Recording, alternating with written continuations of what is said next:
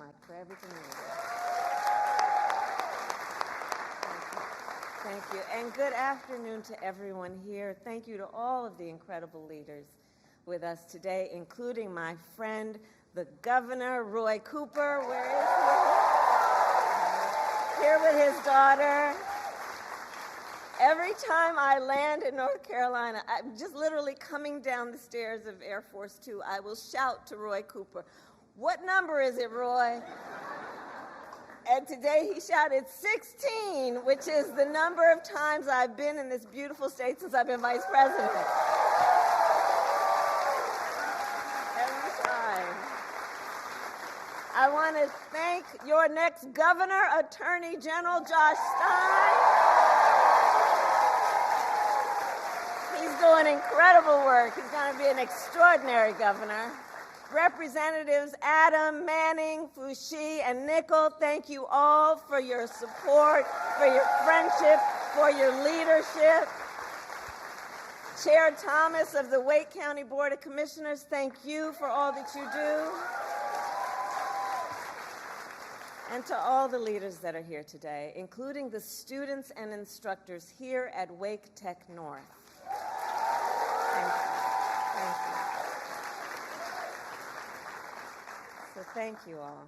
So listen, this election, I do strongly believe, is about two very different visions for our nation. One, ours, focused on the future, and the other, focused on the past. We see that contrast clearly in many ways, including when it comes to how we think about the economy. So our country has come a long way since President Biden and I took office. At that time, we sadly remember the millions of Americans that were out of work. We were facing one of the worst economic crises in modern history. And today, by virtually every measure, our economy is the strongest in the world.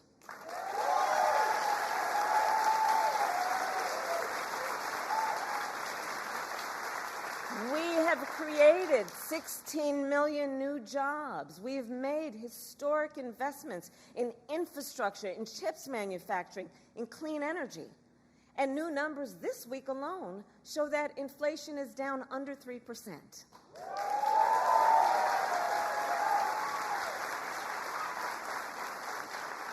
And as President of the United States, it will be my intention to build on the foundation of this progress. Still, we know that many Americans don't yet feel that progress in their daily lives. Costs are still too high. And on a deeper level, for too many people, no matter how much they work, it feels so hard to just be able to get ahead. As president, I will be laser focused on creating opportunities for the middle class that advance their economic security, stability, and dignity. Together, we will build what I call an opportunity economy. An opportunity economy. An economy where everyone can compete and have a real chance to succeed. Everyone, regardless of who they are or where they start, has an opportunity to build wealth for themselves and their children, and where we remove the barriers to opportunity so anyone who wants to start a business or advance their career can access the tools and the resources that are necessary to do so.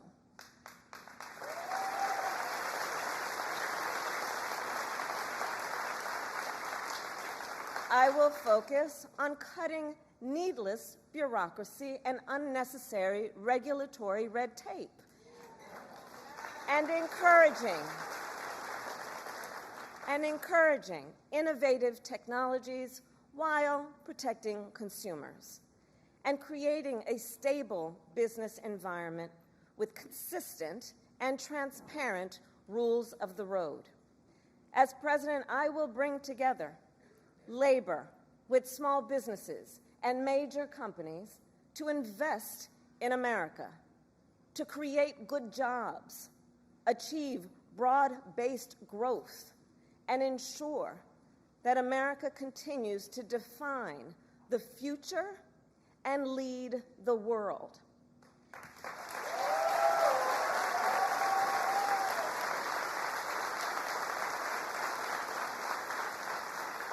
And key to creating this opportunity economy is building up our middle class.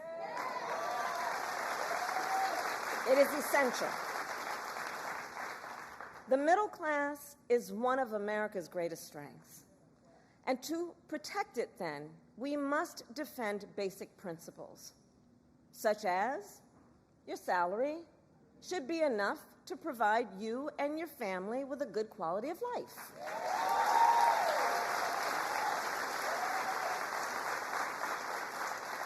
Such as no child should have to grow up in poverty.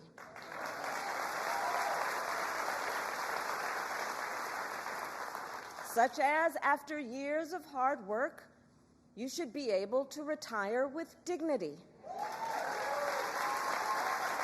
And you should be able to join a union if you choose. Building up the middle class will be a defining goal of my presidency, because I strongly believe when the middle class is strong, America is strong.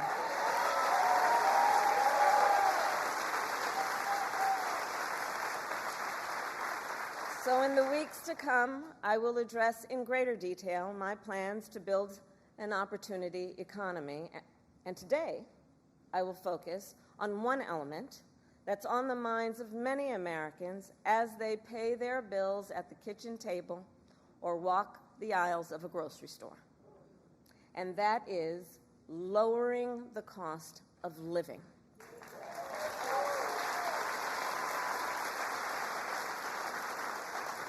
So every day across our nation, families talk about their plans for the future, their ambitions, their aspirations for themselves, for their children. And they talk about how they're going to be able to actually achieve them financially. Because look, the bills add up. Food, rent, gas, back-to-school clothes, prescription medication.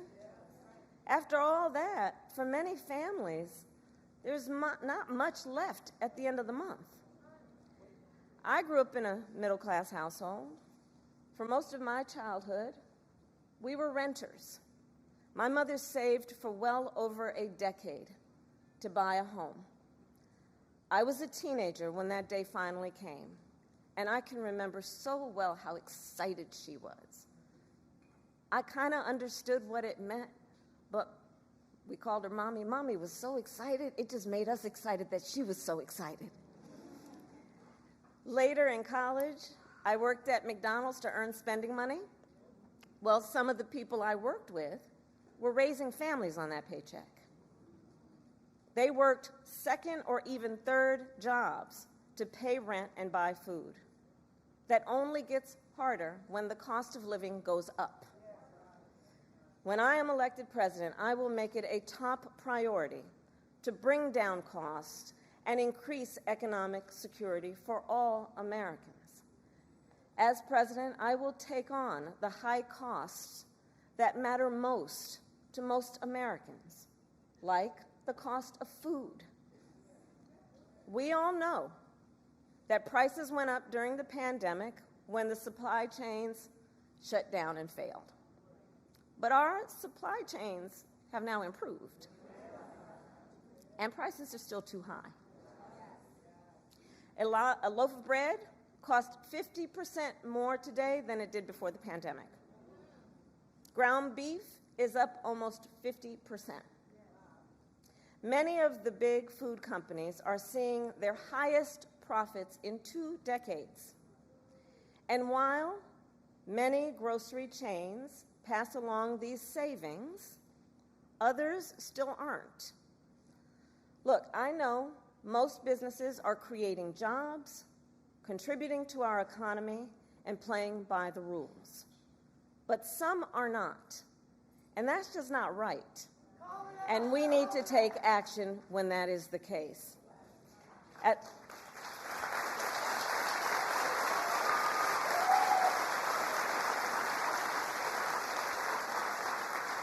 As Attorney General in California, I went after companies that illegally increased prices, including wholesalers that inflated the price of prescription medication, and companies that conspired with competitors to keep prices of electronics high. I won more than $1 billion for consumers.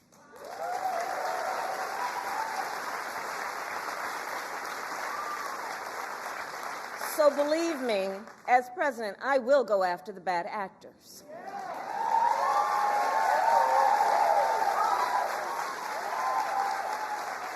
And I will work to pass the first ever federal ban on price gouging on food.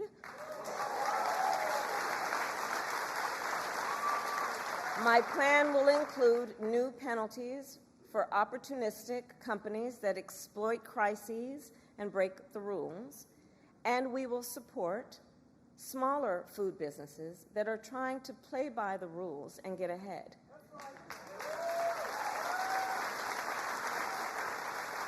We will help the food industry become more competitive because I believe competition is the lifeblood of our economy.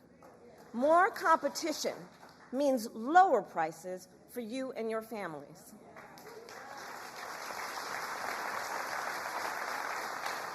Now compare what Donald Trump plans to do.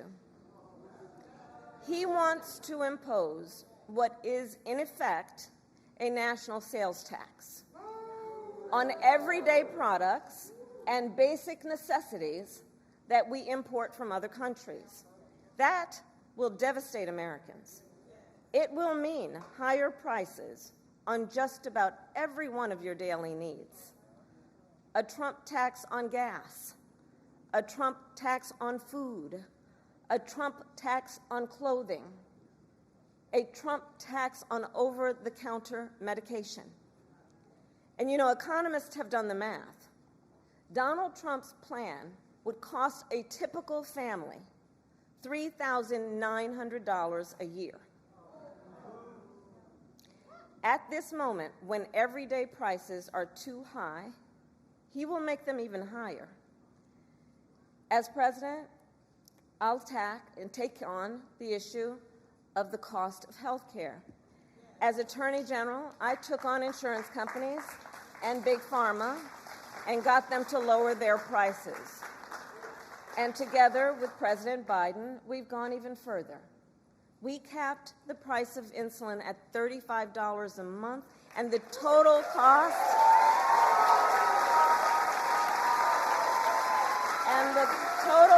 of prescription drugs at $2,000 a year for seniors. We let Medicare negotiate lower drug prices for seniors. And just yesterday, we announced that we are lowering the price by up to 80% for 10 more life-saving drugs.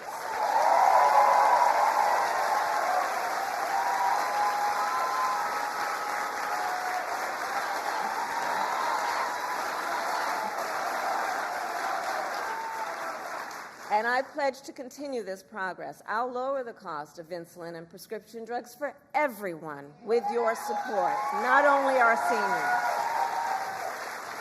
And demand transparency from the middlemen who operate between Big Pharma and the insurance companies who use opaque practices to raise your drug prices and profit off your need for medicine. 2 months ago, I announced that medical debt will no longer be used against your credit score.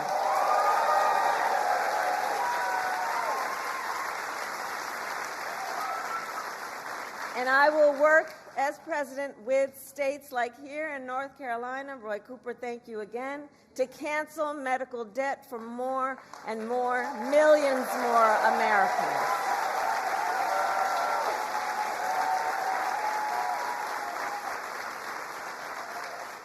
As for Donald Trump, well, he wants to repeal the Affordable Care Act, which 45 million Americans rely on. 45 million Americans rely on it for health care.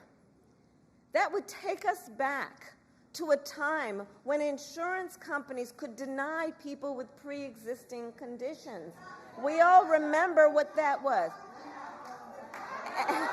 And we're not going back. We're not going back.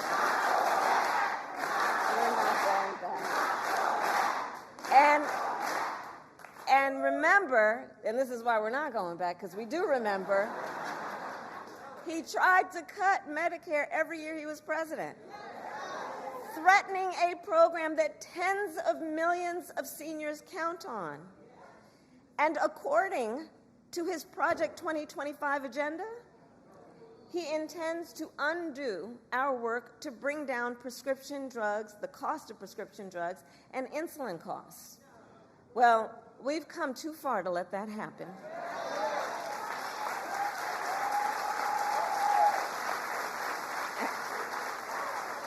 So we're not going back on that, and let's talk about the cost of housing.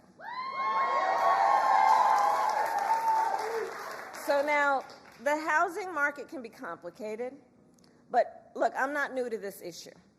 As State Attorney General, I drafted and helped pass a homeowner Bill of Rights, one of the first in America.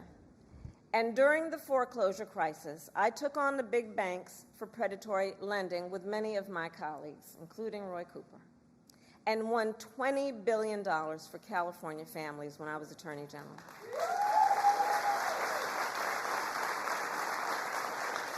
So I know how to fight for people who are being exploited in the housing market.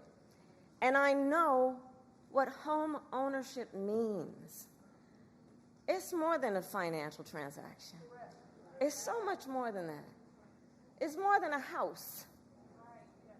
Home ownership and what that means, it's a symbol of the pride that comes with hard work. It's financial security. It represents what you will be able to do for your children.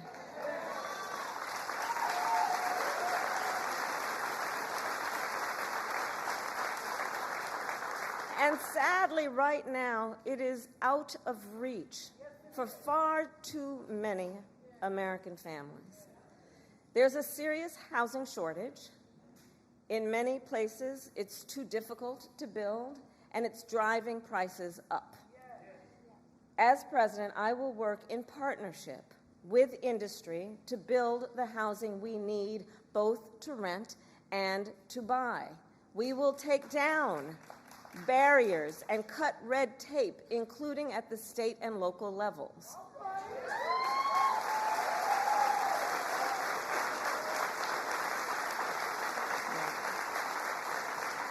And by the end of my first term, we will end America's housing shortage by building 3 million new homes and rentals that are affordable for the middle class. And we will do that together. We will do that together. And we will make sure those homes actually go to working and middle-class Americans, not just investors. Because, you know, some corporate landlords, some of them buy dozens, if not hundreds of houses and apartments. Then they turn them around and rent them out at extremely high prices. And it can make it impossible then for regular people to be able to buy or even rent a home. Some corporate landlords collude with each other to set artificially high rental prices, often using algorithms in price-fixing software to do it. It's anti-competitive, and it drives up costs. I will fight for a law that cracks down on these practices.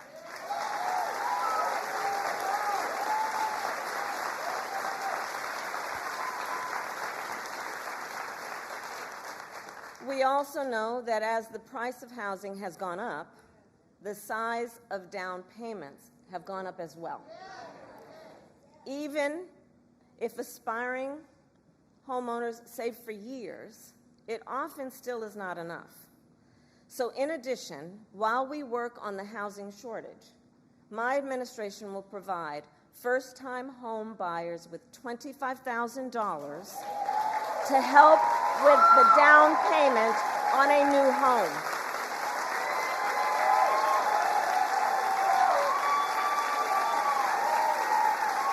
We can do this.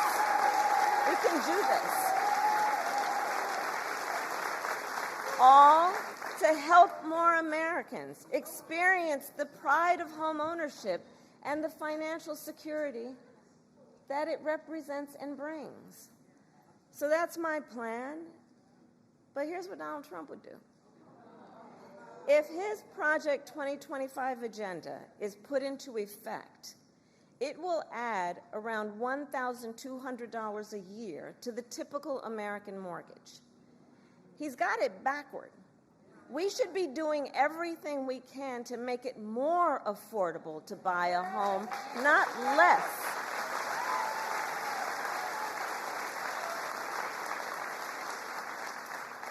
Finally, there's one more way I will help families deal with rising costs, and that's by letting you keep more of your hard-earned money.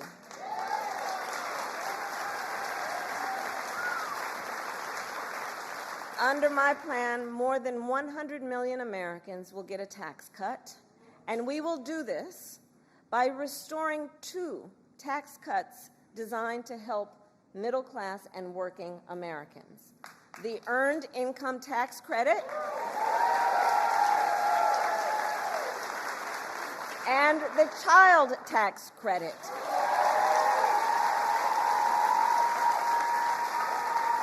Through which millions of Americans with children got to keep more of their hard-earned income. We know this works and has a direct impact on so many issues, including child poverty. We know it works. So as president, I'll not only restore that tax cut, but expand it. We will provide $6,000 in tax relief to families during the first year of a child's life. Now think what that means. Think what that means. That is a vital, vital year of critical development of a child. And the cost can really add up, especially for young parents who need to buy diapers and clothes and a car seat and so much else. And we will do this while reducing the deficit. Compare my plan with what Donald Trump intends to do. He plans to give billionaires massive tax cuts year after year.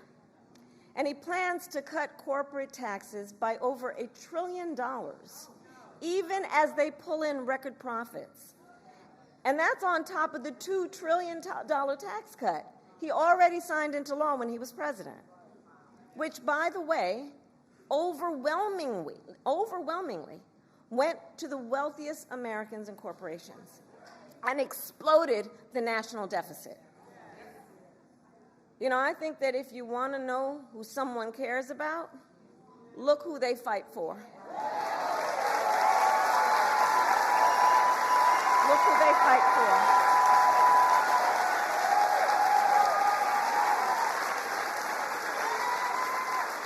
Donald Trump fights for billionaires and large corporations. I will fight to give money back to working and middle-class Americans.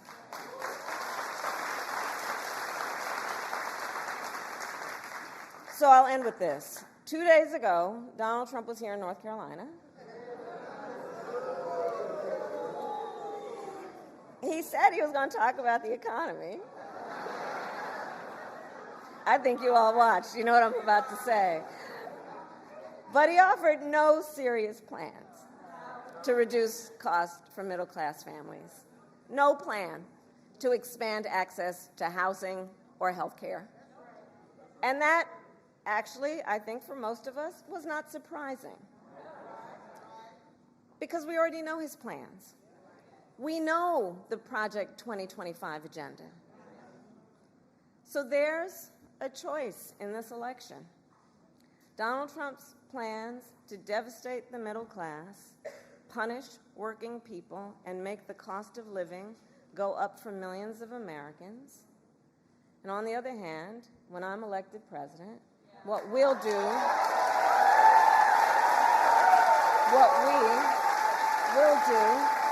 to bring down costs, increase the security and stability financially of your family, and expand opportunity for working and middle class Americans.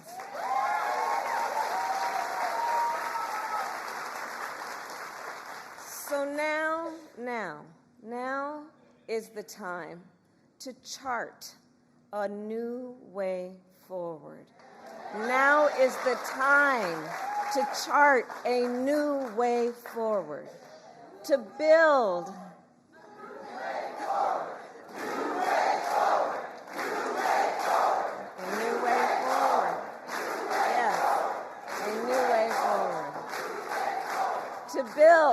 to build an America where everyone's work is rewarded and talents are valued, where we work with labor and business to strengthen the American economy, and where everyone has the opportunity not just to get by, but to get ahead.